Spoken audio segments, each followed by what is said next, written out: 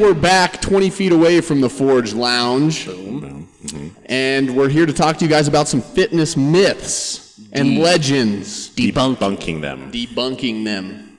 Exactly. So, without further ado, we must niff. Let's do it. Niff. Ready, boys?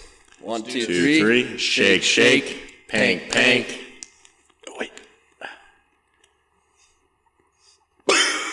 Oh, it's so much easier with the mic stands. Dude, Trey, money with the mic stands. Woo! Yes, Yeah. You adapt, right? Yeah. Whew. Seems like every podcast we get better at the setup. You know, we got this nice little lamp over here casting shadows upon our face. Makes us look a little bit more ripped. Yeah. Hides the double chin a little bit. It's just the nice lighting in here. Yeah. That's very expensive studio equipment, boys. Yeah, garage sale. Yeah. Yeah. How much? I don't 15, know. 10? Yeah, probably. Nice. Perfect. Anyway, let's get it rolling. All right. What are these debunking myths we're going to go over? Number 1. Let's go. Is it true that fasted cardio increases fat loss? False. We better be false for debunking it. True. Fasted cardio. Have you ever tried fasted cardio? Dude, I You did used a to do lot that all of the time fasted back when you were in cardio. that last cut you were on. Back when I was, cutting down. I don't think it helped. No. I think it just made me more tired throughout the day. Nothing magic. Right? For me, I was in the mindset that, I'm burning more fat, I'm burning all that. But I think, if you think about it with an education and like a scientific approach to it, it doesn't matter if you're fasting, right? No. I think if anything, you're just going to burn up your glycogen stores and everything first without any of that fuel in your stomach before you go, which is not beneficial for you training later in the day or having energy throughout the day, right? Yeah. Because in my eyes, if you just get up in the morning and just blow through everything you have stored, which is little, because Fasting all night. you're fasting all night long, Yeah. you're just going to be lethargic and lazy. And the thing is fasting is not sustainable. I don't think it's sustainable. I mean, everybody fasts during their sleep, the break fast, but you break the fast in the morning, right? Breakfast. That's what breakfast is. I've never heard Ding, that. ding, ding, ding. Break fast. I didn't know that. I didn't know Are you that. serious? You're a doctor, Michael. They don't teach you that in school. Break fast. Oh. You taught Michael a new word. New word of the day on the podcast, breakfast. Yeah. Yeah. Well, I mean, Drop the mic. Drop the mic. Can't drop the mic. They're on stands now. How do we drop it? We just punch Pull the mic. it off. Punch it off. Well, end of the day, it's not going to matter if you fast or not if the calorie in versus calorie out, right? That is the king all be all of whether or not you're going to gain or lose weight. And I think from a performance standpoint, like if you're doing fasted cardio, maybe not as big of a deal if you were lifting. Fasted lifting, I've done that just not even wanting to, but if you had to work out really early in the morning, if you don't get a decent meal in you, I think your performance goes out the window. Yeah. So I don't think, like we said earlier, if it comes down to calories, there's no inherent benefit to you're going to burn more fat because you have nothing in your system. Right. That almost makes no sense to me. No. Yeah. Right? Because you're gonna run off reserve, like we were talking about. Well, and if you're going to use the cardio in the way to just increase your expenditure for the day, I feel like if you had something in your system, you might actually push yourself a little harder too. Right. Yeah. Then I feel like trash. If you went on a decently long run to kind of burn some more calories. Dude, it does feel like trash. It's not fun, man. Yeah. It was terrible. Yeah. So as for my experience, I don't think it was the thing that made or break me. Right. I don't think it. No. And I actually started increasing how many times I ate during the day, and I was really not fasted when I was doing my cardio when I was cutting, and I had better results that way. I mean, the only time I'd say it's probably fine, again, I don't think it's going to hurt you, but I think if you're somebody that wants to do a really, really early morning run, and let's say you've tried having a little something in your system, it doesn't feel good, or you feel like your stomach doesn't tolerate it, I'd say go for it, but I don't think you should do it in a way that's this is way better, this is going to be optimal. Yeah. Right. It's not going to send you to the next level. I think that more boils down to the question of if you're running for performance, right, versus aesthetics. Yeah. Right? Fasted cardio is not going to help your aesthetics. But if you're, like Michael's saying, someone who can't eat before they run, then definitely. Yeah, then go for it. Right? Even that person, I'd recommend like maybe just something like you sip on, like a drink, like orange juice, a shot of orange juice before you go. Coca-Cola. Yeah. Dude, I'm telling you, runners out there will verify Shout that out, Coca-Cola is their choice of drink. No way. Come on, dude. This I is guess like from 101. performance, yes, Coca-Cola. Fat loss, maybe not. But This is not a paid This is advertisement, by performance, the way. yeah, no. But yeah, I think end of the day, go for it if you want. Nothing special about it. Yeah. It's kind of BS, fasted cardio, in my... I'm sure. I think there have been studies that show like there's no increased overall. If anything, it's going to spike your cortisol, isn't it? Right? That's what I think would happen, right? You produce more cortisol, which for those of you who don't know out there, that's the hormone that makes you store fat. Just because you're putting yourself into this stress state earlier in the day, without any fuel. The difference would be very minimal compared to like if you're at the end of the day, calories in, calories out.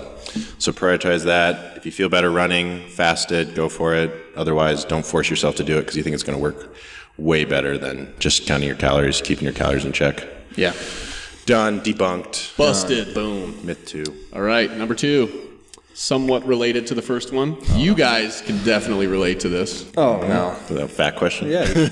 No, why would you say that? Yeah. Let's see it. All Come right, on. what is it? Myth number 2. There's the word fat in it, I swear to God. Come on. Eating at night makes you fat. Oh, my God. Lies. He looked me right in the eyes, dude, and it was like, this is not about fat. Yeah. No, I just didn't disclose the information. Hey, okay. I get it, man. It's all right. We're a little bit fluffy. Did But it's Chancellor- not because I'm eating at night, okay? I get hungry at night, Trey. Do you eat at night, though? Yes, Last I do. night, Chancellor, didn't you have midnight? Cereal? Stop telling them. Don't worry, nobody watches this. We're good. Gosh. None of our clients luckily watch this. Midnight cereal. I had Fairlife in my cereal, which adds extra protein. Therefore, the cereal becomes healthy. It's a healthy snack. I'm not a nutritionist, Right. but I do know my stuff. Protein makes it healthy. That was End of the at day. 1 o'clock, by the way, not midnight. I I woke up starving. 1 a.m. Yeah. Good. Starving, definitely. Look at him. He is starving. That's rude. You're over here in a coat, covering all your fat up. This is the belly hanging. Don't get self-conscious. Everything's fitting look tight good. now, dude. He's suffocating. No, it's doesn't fine. make you fat. You know, I do. Correlation does not mean causation. Just because I eat at night and I might be a little bit bigger doesn't mean that that's what's making me fat. It's all the calories I'm eating during the day is making me large. And I don't really like the word fat, Trey. I like the word thick. Thick. I'm pulling this C's. directly online. Oh, okay. So, not my words, somebody else's. Yeah, it's I swear to the F God. word.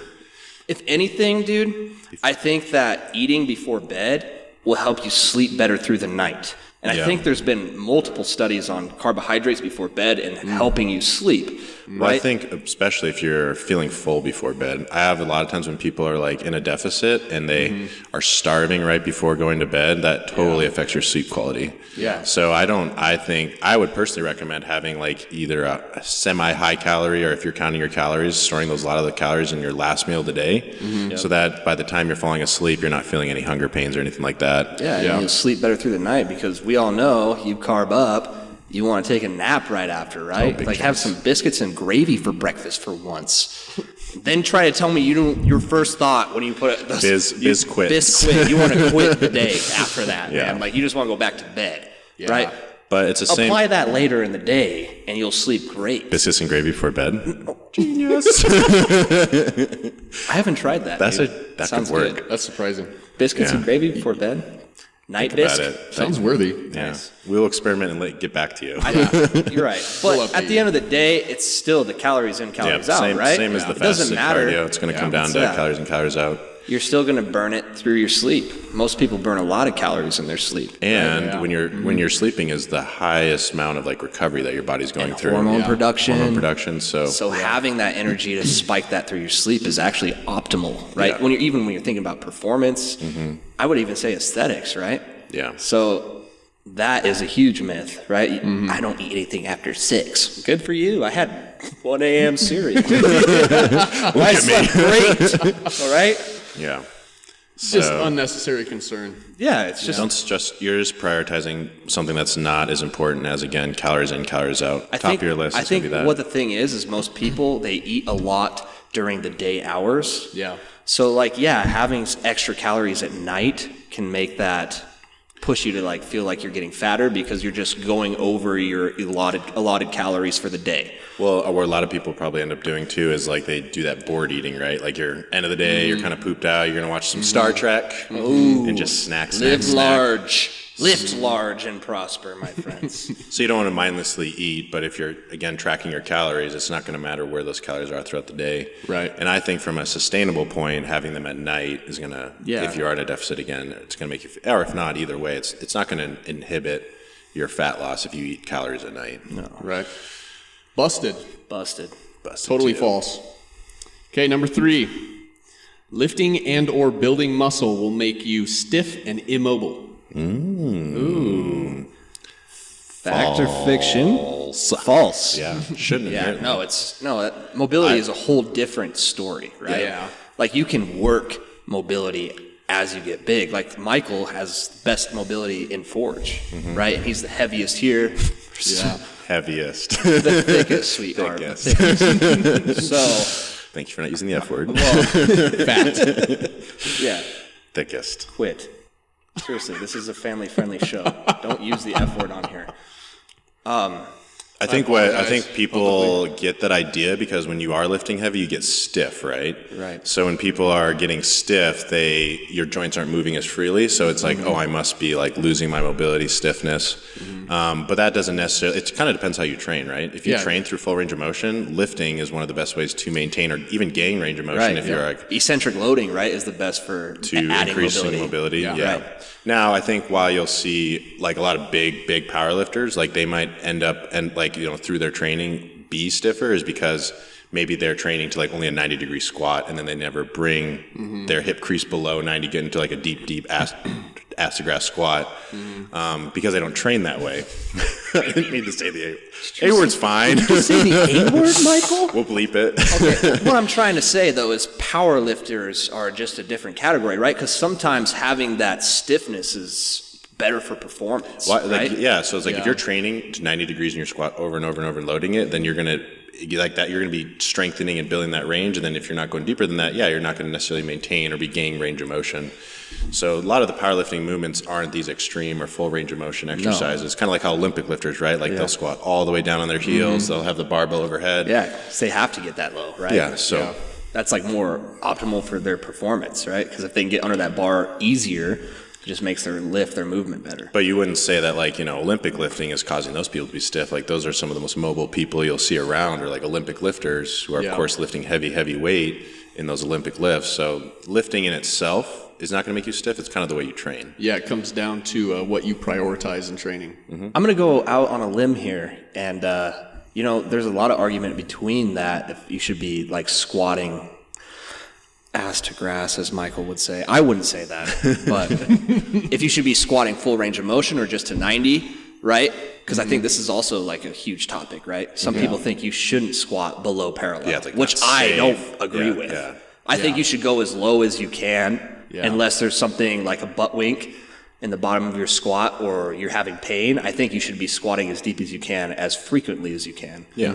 And that's going to transfer over into like a performance side, always reverting back to powerlifting. But I think that's going to transfer over because when you're under heavier weight that you're not used to, say in a competition, if you've trained yourself to go below parallel, even if you squat high with that load, you're still going to make the squat count. Yeah. Right? And I think as far as just like hypertrophy, it's going to be better for you to have more range of motion, right? If you're like, half squatting, quarter squatting, or even 90, like you'll get a little bit more muscle activation if you're doing the full range of motion squat. Right. But so it depends on your goals. Like, I think it is beneficial to just even to like maintain or go all the way down, like Chancellor's saying. But then, like if you're gonna max out at a meet, it's like you technically only have to go down to 90. But there are benefits like in your training, kind of training a little deeper, getting comfortable above or below that range as well. And then have you seen people like Juji Mufu? If you don't follow him, follow him. If you want to think muscle bound makes you stiff, look at that guy. He has a foot on each leg lifting a barbell, or a foot on, everyone has a foot on each leg. Yeah. He has a foot on chairs. Does he have doing hands? the Does he have splits. hands on his arms as well? He has hands on each arm. Michael. You should It's watch this guy. Crazy. No, but seriously, follow him. He will do like the splits while holding a barbell over his head, right? And this guy is just the biggest muscle hamster you've ever Well, and seen. he does like ninja flips through the air. Yeah, Have you but- seen that? Right, It's exactly. insane. But he's not limited by the muscle mass, No. by his weightlifting, because he's also a very great power lifter. Yeah. strong. Right? He's strong. So Yeah. he's not limited from the muscle mass through workout. He's not stiff. He just trains mobility, right? If you want to get better in mobility, you can still lift weights. And I think, like Michael was saying, that's the best way to gain that mobility. So, false. False. Busted. Bust. On to the next. Good job, guys. You're killing it. Oh, thanks, Trey. Number 4. If you're not, if you're not sore, you did not train hard enough. Oh, I hate this one. No, that is false. You shouldn't be training till you're sore every time. Yeah. Right? I don't think that is going to be the indicator of if you had a good workout. That's not, Yeah. I tell all my clients this. No. Right? You know, it's hard because sometimes I create it because when they walk in the door, I'm just like, hey, good morning, how are you? How's your legs? You know, and I'm kind of like hoping they're going to say sore. Yeah. But if it's not, that's good. That means you're getting used to the stimulus and you're recovering better. Yeah. Right? Being sore, it means you've almost pushed your body a little bit too far and it's taken longer to recover, right, the next day. Am I right or wrong? No, you right, should, you'll have DOMs, yeah. right? Yeah, you'll have soreness, but it doesn't. It's not meaning that you. End of the day, like as time goes on, your body should adapt to your training. You should like less and less pain and stiffness from it or soreness from it. So it's like when you first start, of course, you're gonna have that soreness, DOMs, but as time goes on, like Chance was saying, you're gonna get used to that training. Your body's adapting to it. I think the biggest indicator is just progress. You need to see the strength going up. DOMs is not going to tell you if you have progress. If anything, like people that overdo it or overtrain, they have DOMs themselves every a workout, hole. right? Yeah. And are they getting like? No, there's a huge they go chance they're not backwards, recovering. man. And then higher chance for injury too, right? Yeah, if you're Because you're not overdoing going to be able to exert as much energy, as much power, and much force upon these movements because your body is just going to have these indicators that just shut your muscle off when it's in pain. Yeah, and it can be an indicator that you're not recovering fully. If you're just always sore, always kind of in pain from your workouts. Yeah. So either you're doing too much or you're not doing enough outside of the gym to kind of be recovering. Yeah. So it can happen a lot. Like even if you have a good training program, if you're not sleeping enough, not eating enough, and like I've had a lot of people where they don't eat enough protein, and they'll notice that they're always sore because it's like you're not eating enough the protein, getting amino acids to rebuild the muscle. So it's not a very reliable indicator of a good workout because you can have a good workout but not recover from it fully.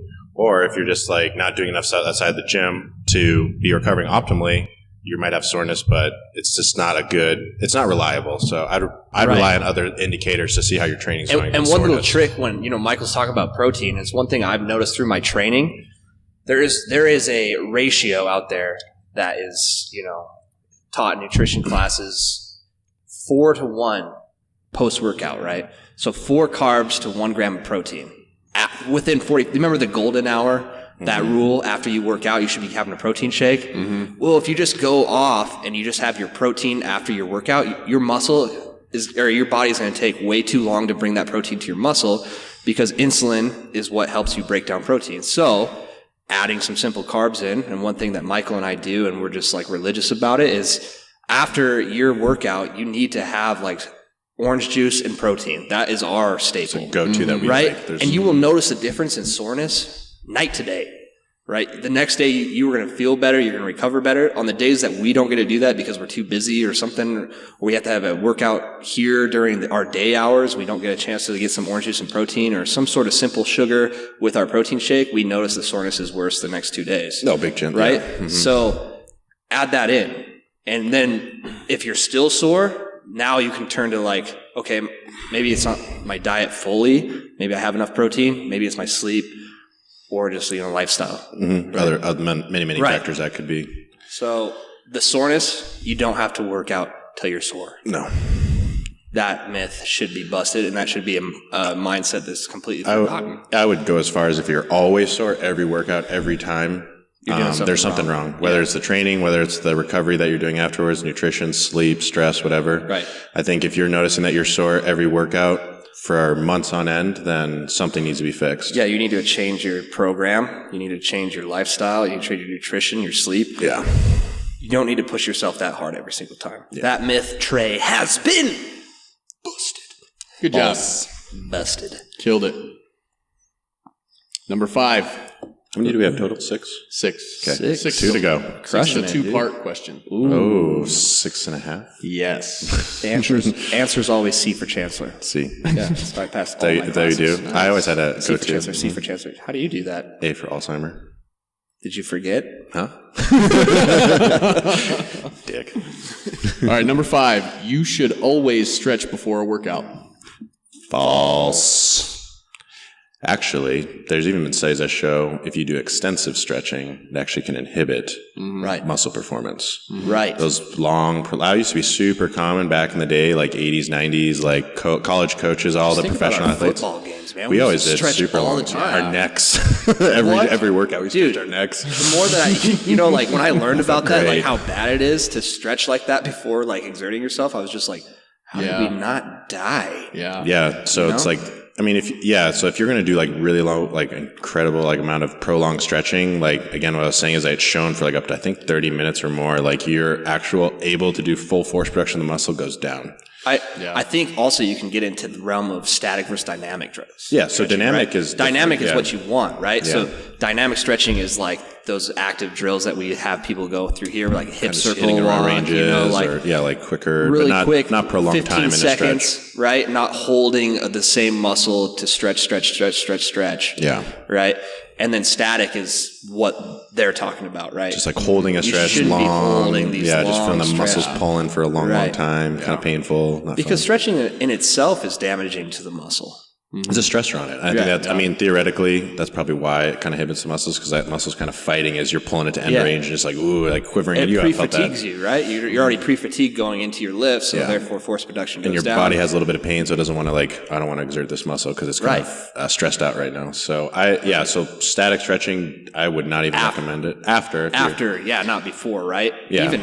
Even if it's needed, I think a lot of people just I need to stretch, right? You don't need to stretch. I don't think there's only certain circumstances where I think you need to stretch, and it's like if it's inhibiting your performance or maybe you're recovering from something and you've lost mobility. But if you have full range and you're able to hit the positions you need for your sport, stretching could very well be a huge waste of your time. Yeah. So I don't think anybody just I need to stretch. Yeah. So it's for certain people, certain times, but in general, definitely not before. And if you do need it, or if there's going to be a circumstance where it'd be helpful, I would do it for sure after the static stretching. Yeah. Dynamic warm-ups, Dynamic, you would do it during your stretching. warm-ups. I mean, definitely you want to be warmed up. You want to, I think it's good to we do it, and everyone does it. When we're squatting, we'll hit our positions. You can do hip circles, get blood flow to the area. You want to be warm, and you even want our shoulder stretches, right? That's not ever a minute on each stretch, right? No, all of our it's a clients quick do stretch. a quick little mobility just hitting drill. the ranges, kind of feeling like if you're stiff from the day. It's a feel good kind of thing, but it's not something where we're okay, we're just going to really crank on that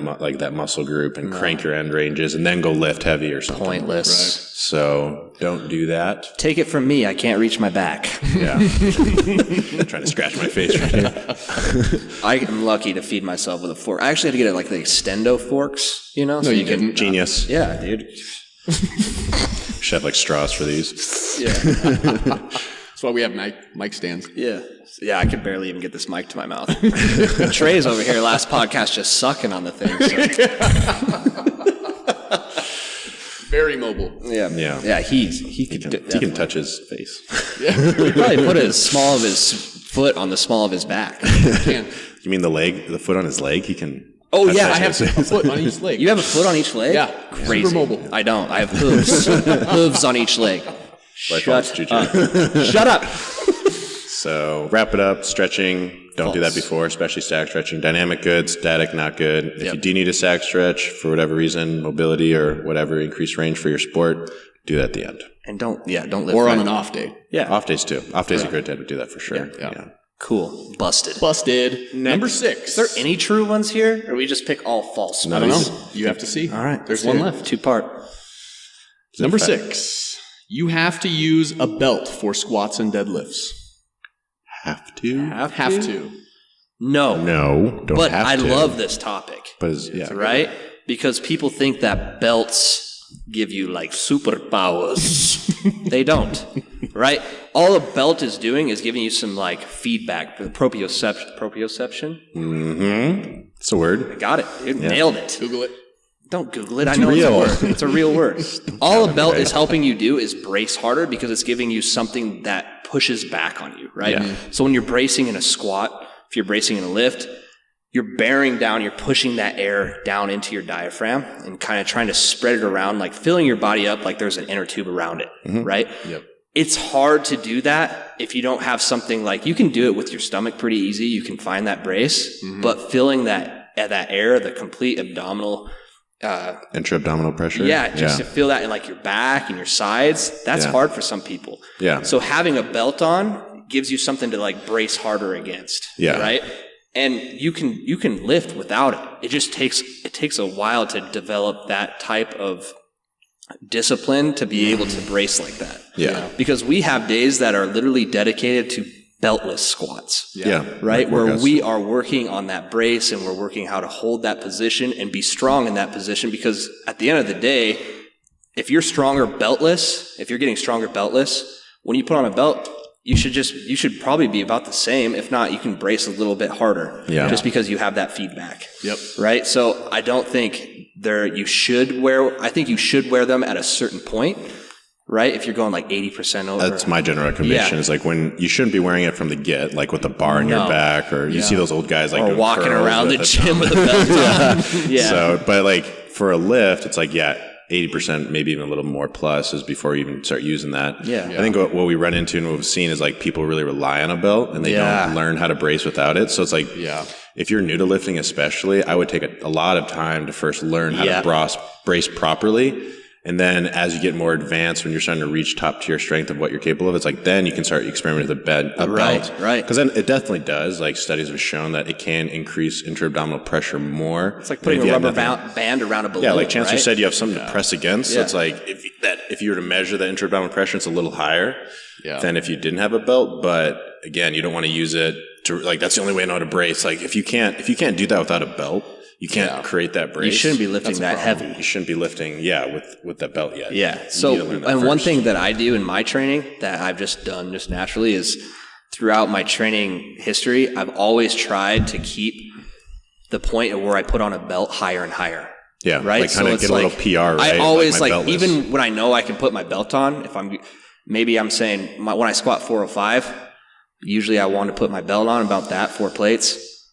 But now it's like, okay, maybe I can squat 450. Yeah, and that's when I need to put my belt on. So like just always kind of pushing that brace. Yeah. Because you'll feel it.